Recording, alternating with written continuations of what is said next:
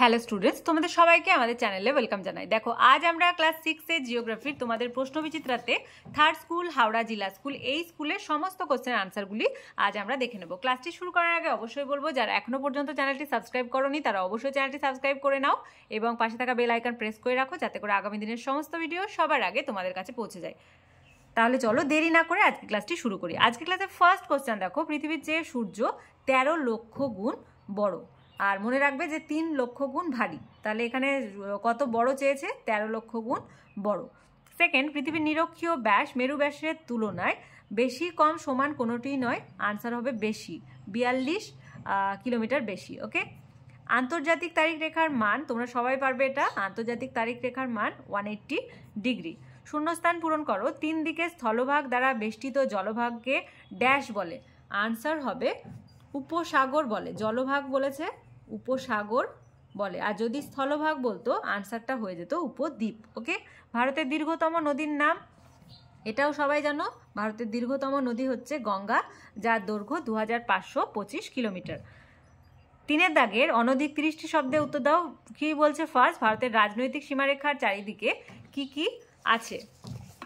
তোমরা এখান থেকে লিখবে, খুব সুন্দরভাবে দেওয়া আছে। দেখো, ভারতের রাজনৈতিক মানচিত্রটা এখান থেকে লিখবে। ভারতের উত্তর ও পশ্চিমে আছে পাকিস্তান ও আফগানিস্তান, উত্তরে আছে চীন, নেপাল ও ভুটান। ভারতের পূর্ব দিকে দেখা যাবে মায়ানমার, বাংলাদেশ ও বঙ্গোপসাগর। পশ্চিমে রয়েছে আরব সাগর। একেবারে দক্ষিণে রয়েছে ভারত মহাসাগর ও শ্রীলঙ্কা। নেক্সট ওয়ান, অক্ষরেখা ও দ্রাঘিমা রেখার মধ্যে পার্থক্য লেখো। খুব ইম্পর্টেন্ট, প্রতিটা সেটেই আমরা এটা পেয়ে যাচ্ছি। তোমরা লিখবে, এখান থেকে টেক্সটেও আছে তোমাদের, দেখো বক্স করে দেওয়া রয়েছে। অক্ষরেখাগুলি পূর্ণবৃত্ত, দ্রাঘিমা রেখাগুলি অর্ধবৃত্ত। অক্ষরেখার সংখ্যায় হচ্ছে 170-90 আর এটা হচ্ছে 360। আর এর দিকে লিখবে পূর্ব থেকে পশ্চিমে বিস্তৃত অক্ষরেখা, আর দ্রাঘিমা রেখা উত্তর থেকে দক্ষিণে। অক্ষরেখা পরস্পর সমান্তরাল আর দ্রাঘিমা রেখা পরস্পর সমান্তরাল নয়। আজকে ক্লাসের লাস্ট কোশ্চেন, ভারতের উত্তরের পার্বত্য অঞ্চল সম্পর্কে একটি সংক্ষিপ্ত বিবরণ দাও। উত্তরের পার্বত্য অঞ্চল বলেছে, এখান থেকে লিখবে ভারতের একেবারে উত্তরে রয়েছে পার্বত্য অঞ্চল। এই অঞ্চলটি ভারতের উত্তর পশ্চিমে জম্মু ও কাশ্মীর থেকে শুরু করে উত্তর পূর্বে অরুণাচল প্রদেশ পর্যন্ত ধনুকের আকারে অবস্থান করেছে। হিমালয় ও কারাকোরাম হলো এখানকার প্রধান পর্বতশ্রেণী। কারাকোরাম পর্বতের গর্ডন অস্টিন ভারতের উচ্চতম পর্বতশৃঙ্গ, যা আবার পৃথিবীর দ্বিতীয় উচ্চতম। এখান থেকে কিন্তু অনেক শর্ট কোশ্চেন তোমরা পেয়ে যাবে, তাই এটা ভালোভাবে রেডি রাখবে।